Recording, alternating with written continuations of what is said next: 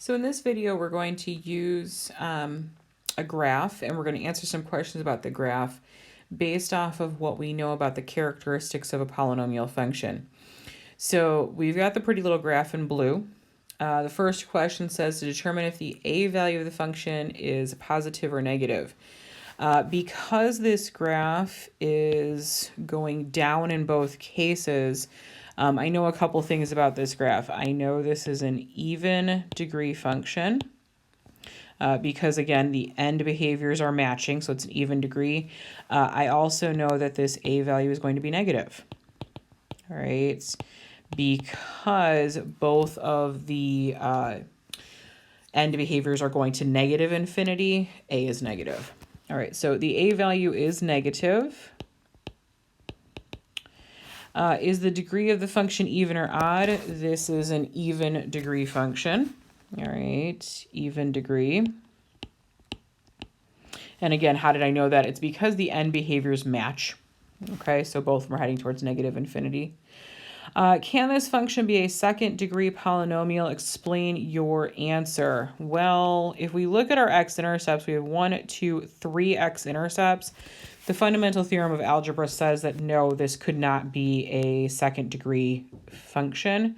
So, no. Explain your answer. The graph has 3 x-intercepts. So based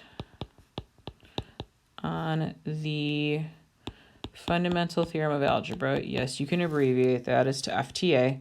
By just the fundamental theorem of algebra, it could not be a second degree function. Okay. State the domain of this function. So as a reminder, domain is the possible x values that we can use. For a polynomial function, unless the function has context, so if this were to represent, days and time, or, how much money a company's making, something like that, that puts it in context. But for our polynomial functions, our domain is going to be negative infinity to infinity. All right. And that's, again, braiding from left to right. State the range of the function. Well, range is going to be your possible y value. So it's how low does your graph go? In this case, it's going to negative infinity. And to how high does this graph go? And we're going to have to approximate because it's close, but let's zoom in here a little bit. Let's see, 25, 26, 27. I'm going to say about 27.5, 27.7, something around there. All right, it's not quite 28. So 27.75. I don't know exact values, and you're not going to know it either, but at least get it approximate. Okay, so that's the lowest y value as it keeps going towards negative infinity, and that's the absolute highest y value we get to. Determine the number of relative extrema in the graph. So I'm going to label all of the extrema, okay? So we have a mountain here, we have a valley here, and a mountain here. Now, this particular point is the absolute highest point this graph will reach to. And you heard me say the word absolute. So this is the absolute extrema. All right, it's the absolute maximum. These other 2 points are just extrema. All right, they're relative extrema. So number of relative extrema is 2. The number of absolute extrema is going to be 1. Okay. And then use estimation to identify the intervals where the graph is increasing. All right. So I'm going to come back to this graph here, and I'm going to really zoom in on it, and I'm going to label certain information. Okay. So those places where I had the extrema, all right, this absolute maximum point right here, I'm going to go ahead and chop up my x-axis here. this point right here, and then this point right here. Okay, so estimation, I'm going to estimate that this is negative 4.5. I'm going to estimate that that's negative 1. And I'm going to estimate that this is 1.75. Now, the reason I did this is because these extrema are where your graph transitions from, in this case, like increasing to decreasing or decreasing to increasing. So the question asked, use estimation to label or identify the intervals of increase. So I want to look from left to right. Where is our graph increasing? Well, the graph is increasing here. And the graph is increasing here. Now, what we want to be careful about is the way we need to answer this, though, is using your x values. So your x intervals, all right, are going to be what we're answering here.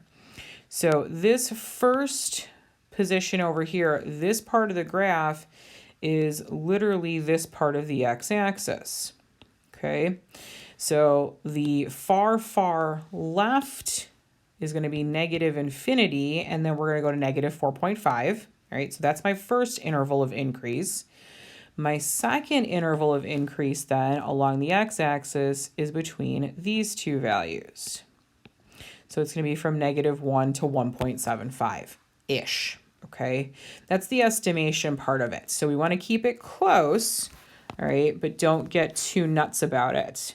All right, what I'm going to do is actually write the interval here because I'm going to be a little bit lazy, and I am going to just copy and paste this with the loop. All right, so let's go ahead and loop that, cut it, slide on down to this one, and I'm going to paste it right there. All right, so that's where the graph is increasing. And I think that's the last question for this particular problem. So let's go ahead and see what the next problem holds. All right, same kind of problem, probably some of the same types of questions. Before I even get into the questions, though, I want to take a look at the graph and see what I know. All right, so end behavior here is opposite. So I absolutely know that this is an odd degree function, okay? I know that over the course from left to right, yes, there's a bunch of mountains and valleys in the middle here, but over the course of the graph, this is increasing. So A is positive, okay? We've got 1, 2, 3, 4, 5 zeros, all right? So let's see if we can put some of this information to good use. All right, so part A, determine if the A value of the function is positive or negative. Well, we just talked about it. It's positive. Okay. Is the degree of the function even or odd? This is an odd degree function.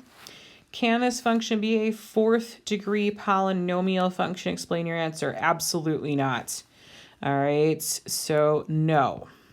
All right, the fundamental theorem of algebra says a polynomial function has the same number of intercepts, actually I'll call them zeros, as the degree. A fourth degree polynomial cannot have 5 zeros, except I can't spell zeros apparently. There we go, zeros. So no, it can't. State the domain of the function. It's a polynomial function. There is no context here, so it's negative infinity to infinity. All right. State the range. Now, because we're talking about an odd degree function, this part is heading towards negative infinity. This part's heading towards positive infinity. So our range here, again, no context, is negative infinity to infinity. Determine the number of relative extrema in the graph. All right, so I'm going to label all of the extrema. All right, we have a mountain here, valley, mountain, valley, mountain, valley. So 1, 2, 3, 4, 5, 6 of them have been labeled. Now, none of these are absolute. Okay, this point right here, you might say, oh, well, this is the lowest point. No, this graph keeps getting lower. And then this point up here, you might say, oh, this is the highest point. Nope, this part of the graph keeps getting up higher and higher. So there are no absolute extrema. So all of these that we labeled are relative. 1, 2, 3, 4, 5, 6 relative extrema. Okay. So number of relative extrema is 6. Determine the number of absolute. An odd degree function does not have any absolute extrema. Now this one says use estimation to identify the intervals where the graph is decreasing. All right. So all of those little mountains and valleys, I'm going to go ahead and kind of chop up my x-axis here. All right, so there's that one. We're pretty close here. All right, here. And I'm just putting these vertical lines to kind of separate up my graph. Makes it easier when I'm trying to figure things out. All right, and I'm going to label, well, first of all, I'm going to delete the mountains and valleys here now that I put in my little dotted lines. Okay. So labeling the x-axis here, and this is estimation, so it doesn't necessarily have to be perfect, but let's see if I can get close. So this is -1, this is obviously 0. I'm going to call this 1.9 here. Let's see, that's 3 I'm going to say 7, 3.7, 3.8. For 5 is right here, 6. I like 6.5 for this one. So 6.5. All right. And we're supposed to find the places where our graph is decreasing. Okay. So I'm going to mark it in red highlighter. So this part of my graph is decreasing. This part of my graph is decreasing. And this part of my graph is decreasing. So if I look at the x-axis here, I have this interval right here from -1 to 0. I have this interval right here from positive 1.9 to 3.7. And then this interval right here from 5 to 6.5. So again, I'm just going to be a little lazy here and write these intervals off to the side. So -1 to 0.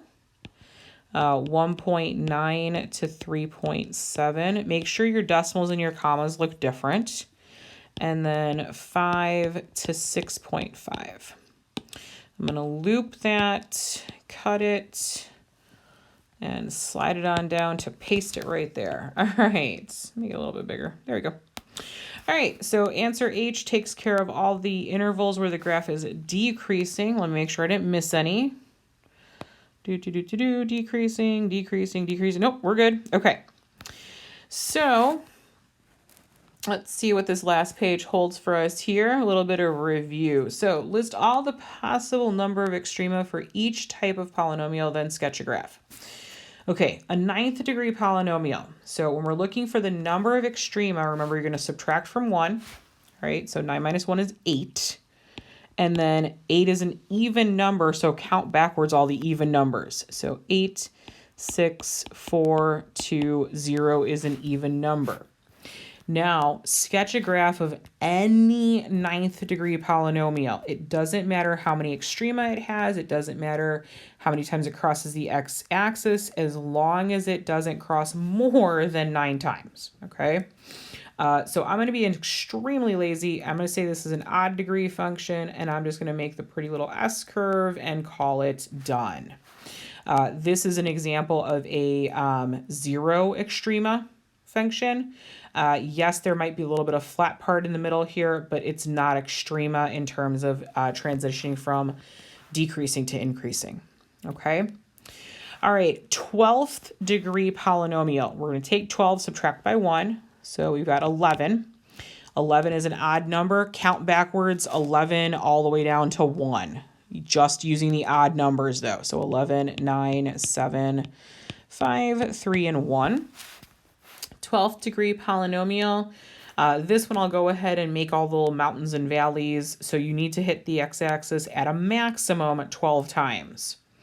So 1, 2, 3, 4, 5, 6, 7, 8, 9, 10, 11, and there would be a 12 over that way. 1, 2, 3, 4, 5, 6, 7, 8, 9, 10, 11, 12. Yep. All right, so that could be an example of a 12th degree polynomial. In this case, your a value is negative because these are both heading down towards negative infinity. Okay, so again, number of possible extrema. 8th degree, subtract by 1, you get 7. Count backwards all the odd numbers because 7 is an odd number. So 7, 5, 3, 0. Quartic function, let's remind ourselves that that's 4th degree.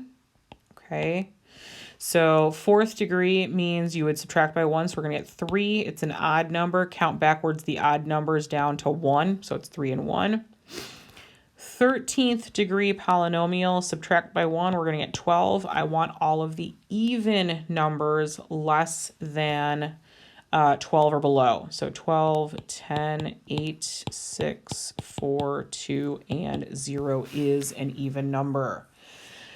All right, last piece on here, I believe, is this matching section. Let me make sure. Nope, there's nothing else. All right, so this matching section.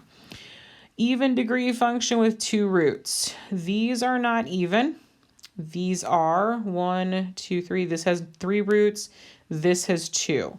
So I'm going to mark it in 2 ways. I'm going to say that this is A, and over here I'm going to match this to number 1. All right, this way it doesn't matter which way you're looking at it. All right, cubic function with 2 extrema. So that's an odd degree function. So one of these 2, well, there's a mountain and a valley, which means that's 2 extrema. So this is B, that's number 2. All right, quartic function, so that's even degree with 3 roots. That's not even. 1, 2, 3 roots. This is our quartic function. So this is 3, that's C. All right, part D here, cubic function with no extrema. Yep, that's it right there. All right, so this is 4. Let me go ahead and change the colors here since I've been kind of doing that. So that's 4, that's D, and that takes us through the end of these notes. All right, folks, let me know if you have any questions or concerns. I hope this has helped explain